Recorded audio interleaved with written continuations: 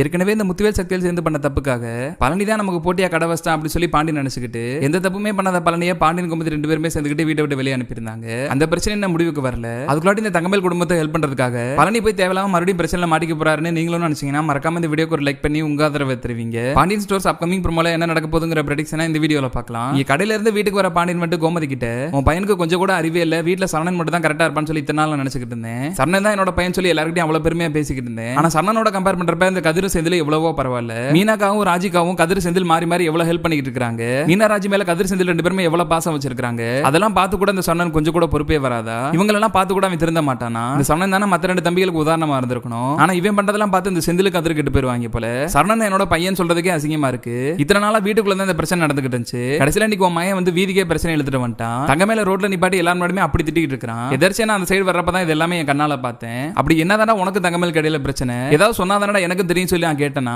என்கிட்ட எந்த ஒரு பதிலுமே சொல்லாம மறுபடியும் தங்கமேல அசிங்கப்படுத்துறான். சரி தங்கமேல மட்டும் தான் திட்டிருக்கான்னு பார்த்தா தங்கமேலோட அப்பாவுமே வந்து அசிங்கப்படுத்தி கடைக்கு இனிமேல் வரக்கூடாதுன்னு சொல்லி விரட்டி அடிச்சிருக்கான். இவன் என்ன மைண்ட் செட் இப்பெல்லாம் பண்ணிட்டு இருக்கானே தெரியல. இவ ஏதோ ஒரு காரணத்துக்காக தான் பண்ணிட்டு இருக்கான். அது என்னன்னு கேட்டாலும் சொல்ல மாட்டான். அதே மீறி நான் கேட்டதுக்கு என்கிட்ட என்ன சொன்னா தெரியுமா? உங்ககிட்ட சொல்லி எந்த பிரயோஜனமே கிடையாது. என்னோட பிரச்சனையை பாத்துக்கிறதுக்கு எனக்கே தெரியும். நீங்க ஒண்ணு எனக்கு அட்வைஸ் பண்ண தேவையில்லைன்னு சொல்லி என்கிட்ட எதிர்த்து பேச ஆரம்பிச்சிட்டான். கதிர் செந்தில் மட்டும் தான் அந்த வீட்டுல அந்த வேலையெல்லாம் பண்ணிக்கிட்டு இருந்தாங்க. இப்ப சரணனுக்கு அவங்களோட புத்தியே வந்துருச்சு அப்படி சொல்லிட்டு கோமதி கிட்ட பாண்டியன் உட்காந்து புலம்பிக்கிட்டு இருக்காரு. வீட்டுல இது வரைக்கும் சரணன் ஒரு ஆள் தான் தன்னோட வீட்டுக்கார எதிர்த்து பேசாம இருந்தான். இப்ப சரணன் இப்படி பேச ஆரம்பிச்சானா அப்படி சொல்லி கோமதிக்கு ரொம்ப கோவம் வருது. இங்கிட்டு தங்கமேல்ட்ட கேட்டாலுமே எந்த ஒரு உண்மையுமே சொல்றதே இல்ல. இதுக்கு எடுத்தாலும் உட்காந்து அழுதுகிட்டு எல்லாத்துக்கும் காரணம் உங்க பையன் தான். உங்க பையனுக்கு வர வர என்ன பிடிக்காம போயிருச்சு, என்னை வீட்டை விட்டு போக சொல்றாரு. உங்க பையன் வேற ஒரு பொண்ணை விரும்புறாரு, அதனாலதான் என்னை வெறுத்து ஒதுக்குறாரு அப்படி சொல்லிட்டு ஒரு பக்கம் தங்கமேல் வந்து கட்டுக்கதையா சொல்லிக்கிட்டு இருக்காங்க. இங்கிட்டு சரணன் கிட்ட கேட்டாலுமே எதுவுமே சொல்லாம எப்ப பார்த்தாலும் பதில் எதுவும் பேசாம அமைதியாவே இருக்கிறான். இன்னைக்கு என்னடா என்னோட வீட்டுக்காரே எதிர்த்து பேசுற அளவுக்கு உங்களுக்கு தைரியம் வந்துருச்சு. இதுக்கு மேல இந்த பிரச்சனை சும்மா விடக்கூடாது அப்படி சொல்லி முடிவு பண்ற கோமதி வந்துட்டு ரூம்குள்ள இருக்கிற சரணனை சத்தம் போட்டு வெளியே கூப்பிடுறாங்க. உன் மனசுல என்னதானே நினைச்சிட்டு இருக்கிற? எவ்வளவு தைரியம் தான் உன்னோட அப்பாவை எதிர்த்து பேசுவ அப்படி சொல்லிட்டு கோமதி வந்துட்டு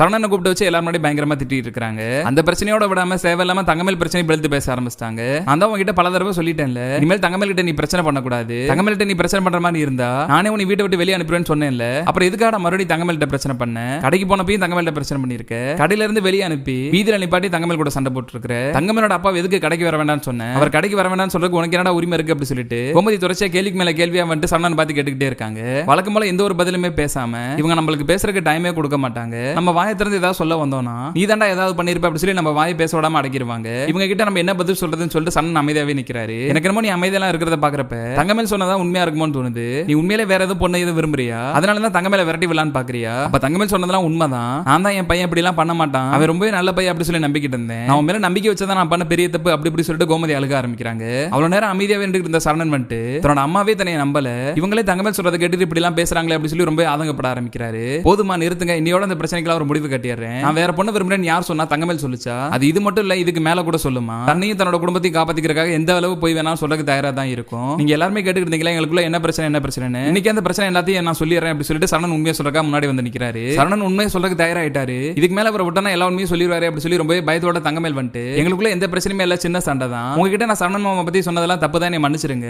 எங்களுக்குள்ள எந்த பிரச்சனையும் இல்ல, எங்க பிரச்சனை நாங்களே பேசி தீர்த்துக்கிறோம். எங்க பிரச்சனை நீங்க யாரும் தலையிட வேண்டாம், நீங்க வாங்க மாமா ரூம்குள்ள போலாம் அப்படி சொல்லிட்டு பேசிட்டு இருக்கிறப்ப சரணன் தங்கமேல் வந்து ரூம்குள்ள கூட்டு போலாம் சொல்லி பிளான் பண்றாங்க. ஆனா சரணன் வந்து அவர் எடுத்த முடிவில் சுத்தமா மாறதுக்கு விருப்பமே இல்லாம நிக்கிறாரு. இவ்வளவு தூரம் தங்கமேல் கூப்பிட்டு தங்கமேலோட கையை பிடிச்சு தள்ளி வர சரணன் வந்துட்டு இன்னையோட உன்னோட வேஷம் எல்லாம் வெளுத்து போகுது, நீ உன்னை பத்தின எல்லா உண்மையுமே சொல்ல போறேன் அப்படி சொல்லிட்டு ஸ்டார்டிங்ல இருந்து கடைசி வரைக்கும் என்னெல்லாம் நடச்சோ அப்புறம் எல்லா உண்மையுமே சரணன் உண்மை ஒன்னா சொல்ல ஆரம்பிக்கிறாரு. தங்கமேல் எம்ஏ வரைக்கும் படிச்சிருக்குன்னு நினைச்சானே எனக்கு தங்கமேலுக்கு கல்யாணம் பண்ணி வச்சீங்க. ஆனா நீங்க நினைச்ச மாதிரி தங்கமேல் ஒன்னும் டிகிரி எல்லாம் முடிக்கல. தங்கமேல் வெறும் 12th மட்டும் தான் படிச்சிருக்கு. அந்த 12th வரைக்கும் படிச்ச உண்மையெல்லாம் மறைச்சிட்டு டிகிரி முடிச்சதா போய் சொல்லி தான் அந்த வீட்டுக்காரங்க எல்லாரும் நமக்கு கல்யாணம் பண்ணி வச்சிருக்காங்க. இத்தனை நாளா அந்த உண்மை எனக்குமே தெரியாம தான் இருந்துச்சு. எப்ப தங்கமேல் வேலை பார்க்குற ஹோட்டலுக்கு சாப்பிடறதுக்காக போனோம் அப்ப தங்கமேல் வந்து சர்வ் பண்றதுக்காக நிக்கிறப்ப தான் ஒவ்வொரு உண்மையை நான் கண்டுபிடிக்க ஆரம்பிச்சேன் அப்படி சொல்லிட்டு இங்க சரணன் உண்மையை சொல்றது கேட்டு ஒட்டுமொத்த பாண்டியன் விட்டாளுமே சாக்காய் போய் நின்னுட்டு இருக்காங்க. தங்கமேல் ஆபீஸ்க்கு தானடா வேலைக்கு போச்சு, நீ என்ன ஹோட்டல்ல வேலை பார்த்துன்னு சொல்ற அப்படி சொல்லி கோமதிமே கேட்கறாங்க. இத்தனை நாளா அப்படி தங்கமேல் நம்மள எல்லாருமே நம்ப வச்சு ஏமாத்திருச்சுமா? நம்ம எல்லாம் நினைக்கிற மாதிரி தங்கமேல் ஒன்னும் ஆபீஸ்க்கு எல்லாம் வேலைக்கு போல, ஆபீஸ்க்கு வேலைக்கு போறதா போய் சொல்லிட்டு ஹோட்டல்ல போய் சர்வர் வேலை தான் பாத்துக்கிட்டு இருந்துச்சு. அதனாலதான் அப்பா வந்து ஸ்கூல்ல வேலை வாங்கி கொடுத்தாருல, அந்த வேலைக்கே போக முடியாம அங்க சர்டிபிகேட் கேட்டதால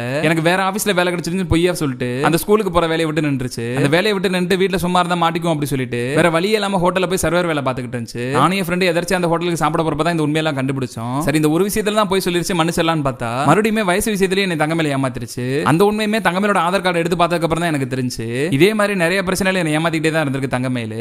இந்த உண்மையெல்லாம் நான் கண்டுபிடிச்சதுக்கு அப்புறம் தான் இனிமேல் எங்க வீட்டு பக்கமே வந்துடாது, நீ உன் குடும்பம் சேர்ந்து எனக்கு நிறைய துரோகம் பண்ணிட்டீங்க, உங்க கூட எனக்கு வாழவே பிடிக்கலன்னு சொல்லி தங்கமேல கொண்டு அது வீட்டையே நான் விட்டுட்டு வந்துட்டேன். அந்த வீட்டுல இருந்ததுக்கு அப்புறம் தான் தங்கமேலுக்கு பயம் வந்து இனிமேல் சரணன் மாமா நம்மளை பார்க்கவே வரமாட்டாரு. நம்ம இவ்வளவு நாள் கஷ்டப்பட்டது எல்லாமே வீண் போயிருச்சு அப்படி சொல்லி யோசிச்சு பக்காவா பிளான போட்டு நான் பிரெக்னெண்டா இருக்கேன் அப்படி சொல்லி பொய்ய சொல்லி ஏமாத்தி நம்ம வீட்டுக்குள்ள வரணுங்கிறதுக்காக அப்படி ஒரு பொய்ய சொல்லி இருக்கு அப்படி சொல்லிட்டு கடைசியில இப்ப தங்கமேல் சொன்ன உண்மையான விஷயமே அவங்களுக்கு பொய்யா எதிரா மாற ஆரம்பிக்குது. இப்ப கிட்டத்தட்ட சரவணன் வந்துட்டு தங்கமேல் வாயை திறந்து சொன்னது எல்லாமே பொய் தான் அப்படிங்கிற மாதிரி பேச ஆரம்பிச்சிட்டாரு. இன்னொரு பக்கம் இங்க சரவணன் சொல்றதெல்லாம் கேட்டு ஒட்டுமொத்த பாண்டியன் குடும்பமே எந்த ஒரு பதிலுமே பேசாம அதிர்ச்சியில நிக்கிறாங்க. இதெல்லாம் கூட இன்னொரு முக்கியமான விஷயம் சொல்லட்டுமா, கடையில அன்னைக்கு பணம் காணாம போச்சுன்னு சொல்லி பழனி மாமா நீங்க திட்டினீங்கல்லப்பா, நம்ம கடையில பணம் காணாம போனதுக்கு காரணம் பழனி மாமா கிடையவே கிடையாது. அன்னைக்கு பணத்தை எடுத்து வச்சது தங்கமேலோட அப்பா தான். அவர் தான் கல்லையில இருந்து பணத்தை எடுத்து வச்சாரு. அது என் கண்ணால பார்த்தேன். இது எல்லாமே தங்கமேலுக்குமே தெரியும். அது தெரிஞ்சிருந்தா நீங்க பழனி மாமா திட்டுறப்ப எதுவுமே பேசாம அமைதியா நடக்கிறதெல்லாம் வேடிக்கை பார்த்துக்கிட்டு இருந்துச்சு. இத்தனை நாள் அந்த உண்மையெல்லாம் உங்கள்ட்ட சொல்லதான் காத்துக்கிட்டு இருந்தேன். இதெல்லாம் சொன்னீங்கன்னா நீங்க தாங்குவீங்களான்னு தெரியல. அதை யோசிச்சு தான் இத்தனை நாள் அந்த உண்மையை எதுவுமே பேசாம இருந்தேன் அப்படி சொல்லிட்டு இப்போ ஒட்டுமொத்த உண்மையுமே சரணன் போட்டு உடைச்சிடுறாரு. இப்படி அவசரப்பட்டு சரணன் உண்மையை சொல்லிடுவார் சொல்லி தங்கமேல் கொஞ்சம் கூட எதிர்பார்க்கவே இல்ல.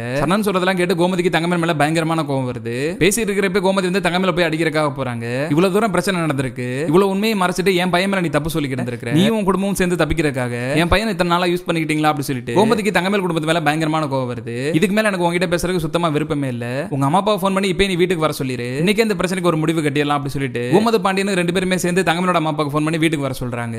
சம்பந்தி வீட்டுல கோவப்பட்டு கத்துறாங்க. என்ன நடந்துச்சு ஏது நடந்துச்சுன்னு வேற தெரியல. மாப்பிள்ளை எதுவும் உண்மை எதுவும் வீட்டுல சொல்லிட்டாரா அப்படி சொல்லி பயத்துல இங்க தங்கமேலோட அம்மா அப்பா ரெண்டு பேருமே கிளம்பி பாண்டியனோட வீட்டுக்கு வந்துட்டு இருக்காங்க.